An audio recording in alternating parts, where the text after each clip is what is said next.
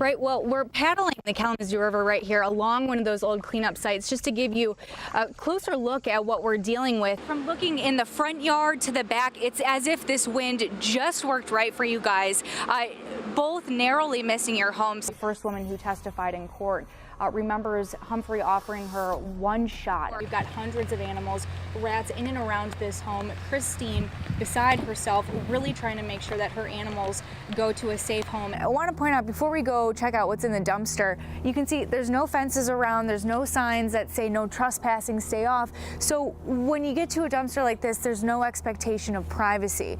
This is the sidewalk where Keith Wood tells me he stood just days ago passing out this flyer. These winds have been strong, they're steady, as you can tell, littering the schoolyard with pieces of the inner roof like this. We can smell some of this old glue as these gusts kind of die down. But what's really important about this model is its extended flight range, meaning it can fly 600 miles before it needs to refuel. Michelle, we've got a lot of very concerned families here tonight. Although, like you mentioned, nobody was hurt. This entire building behind me is affected. Check it out. This is 24 units. You can see the fire damage on the far left-hand side. We know that that semi was hauling fireworks. Describe the size of that fire. Has it spread? Is it affecting any other vehicles? What are you seeing from that initial semi carrying that firework load? It's just hard to see those negative numbers on the screen like that. A local mother struggling to pay for a funeral for her one-year-old son killed in just a horrible accident over the weekend. This is Accusations that politics are trumping forensic science by escalating misdemeanor marijuana charges into felonies without proof. And it's torn one West Michigan family to pieces. A 6-year-old son taken away from his parents 14 months ago, in part because of a disputed felony. You decide what this lab report proves. Since September of last year, Max Lorenz has been cheated of carefree moments like this one with his son Dante. Afternoons of uninterrupted fun, now supervised visits. Doctor is telling me one thing, the judge is saying another. For years, Max has been ingesting marijuana oils for serious stomach issues and pain after a debilitating back injury. But during an unrelated emergency, a cop walked into his home finding a smudge of butane hash oil. His medicine got him in trouble, and he was charged with a misdemeanor for having marijuana. But he has a medical marijuana card and says the charges should have been dropped. The Ottawa County prosecutor charged Max for having a Schedule I synthetic drug. That's no longer a misdemeanor, it's a 2-year felony, something his attorney Michael Camoran calls a bogus crime. When you have a laboratory that is looking at a substance and reporting it in a way that makes it a Schedule I instead of the marijuana that they know it is, it's creating a crime. What Max had is a marijuana extract. But look at Max's MSP crime lab report. It specifically says origin unknown. In this particular case, a quantitation was not done, and therefore I could not conclude whether or not it was hemp. You're correct. This is the forensic scientist who wrote the report, testifying last spring he couldn't determine if this hash oil was natural or man-made. Again, the difference between a misdemeanor and a 2-year felony. Yes, it's a preparation of marijuana. It was extracted from marijuana. But Jay Siegel disagrees. He's a chemist and former MSU forensic science director. He says this is natural marijuana. He pointed to the lab's data, showing the sample had a brown color and 3 cannabinoids.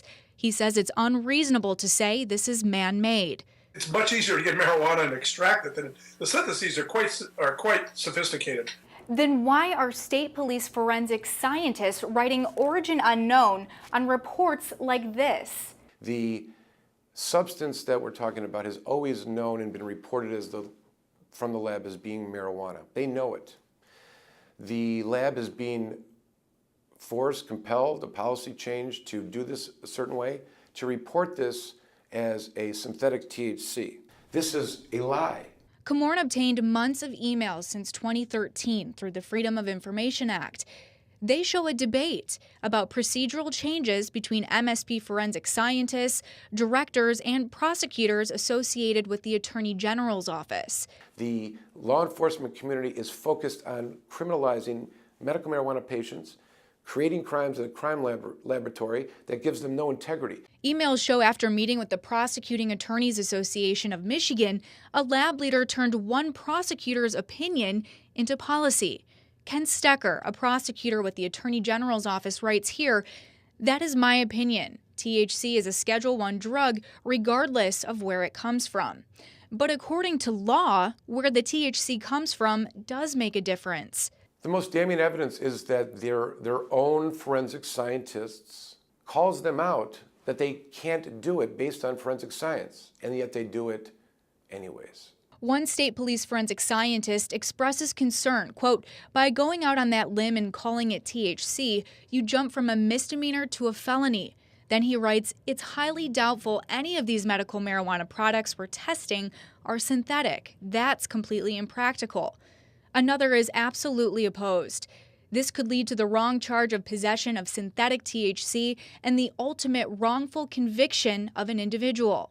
For the lab to continue this possible miscarriage of justice would be a huge black eye for the division and the department. You don't just call up the Attorney General's office and ask them what they think, because they're not scientists. John Collins served as the director of MSP Forensic Science from 2010 until he says he surprised the department with his resignation in 2012, in part because of these issues. In my experience, it was just a non-stop political game. Michigan State Police Public Affairs and the Prosecuting Attorneys Association of Michigan responded to Fox 17, deferring to each other. State Police Public Affairs said it's up to the prosecutors to charge crimes, and lab policy was changed to add the statement "origin unknown" when it's not possible to determine if THC comes from marijuana or is synthetic. Then the prosecutor's president wrote, "It's up to the crime labs to report science." Quote, "Any accusation that the lab and PAM are directing lab personnel to report crimes without evidence is untrue." Comorn doesn't buy it. There is some wrongdoing going on that they know that it's wrong and they continue to do it otherwise. Meanwhile, Max says he will not stop fighting for custody and the right to use the medicine, he says, that doesn't hurt his body like pharmaceuticals. If nobody stands up for this and it just keeps going the way it is, how many more people are going to get thrown under the bus just for using their prescribed medicine? And it's just ridiculous. I just caught up with Attorney General Bill Schuette at another event asking specifically about these emails suggesting prosecutors within his office are manipulating the way crime labs report marijuana. Here's what he had to say after I asked him what is his involvement. We're in the middle of an investigation, so really can't comment one way or the other. But we have an outstanding group of people who work very hard to make sure we enforce the law and defend the Constitution of Michigan. Schuette there saying he enforces the law, also adding his office is always, quote, very open, very transparent. As for Lorenza's case, a scheduled hearing has been adjourned. The Ottawa County prosecutor filed a motion suppressing the defense subpoenas for many of the people I just quoted. Now, the defense tells me they plan to refile motions and set another hearing likely in December. At this point, it may be up to another court to address these underlying allegations outside of Max's case. Meanwhile, there is pending marijuana legislation statewide that would expand the definition of usable marijuana to include concentrates and extracts. This would explicitly protect people like Max from being charged. We will stay on top of this case for you and continue to investigate. In the studio, Dana Chicklas, Fox 17 News. And that's where he actually pinned her down and dumped it on her.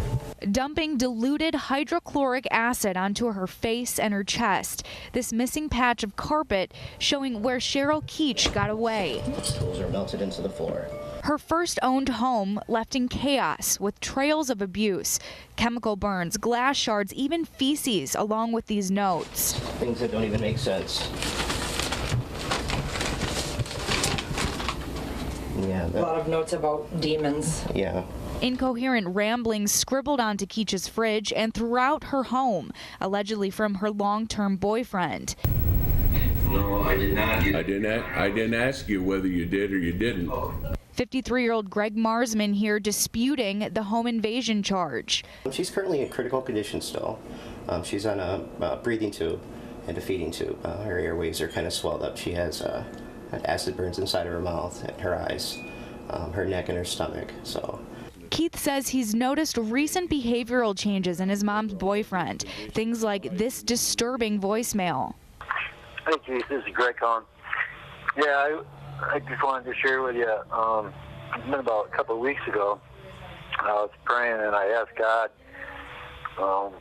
why it is that you did the things you did. And the main thing he showed me was the hatred that you have in your heart. I don't know what this is referring to, and it made me feel really dirty when I listened to that. I didn't know what he was talking about. I never did anything bad to the guy. I used to take him to VA appointments all the time. Asking for help, her family hopes for recovery. Yeah, she's a very strong, resilient person, so she'll get through it. So, yeah, just be there to help, hold her up whenever she gets down, but she'll get through it. Cheryl's son Keith there and all other family members we spoke to grateful for any help. We do have a link to their GoFundMe page at fox17online.com. As for the boyfriend, he's due back in court later this month. We'll be sure to stay on top of this case and be sure to update you on Cheryl's recovery as well. For now, we're live in Allegan tonight. Dana Chicklas, Fox 17 News.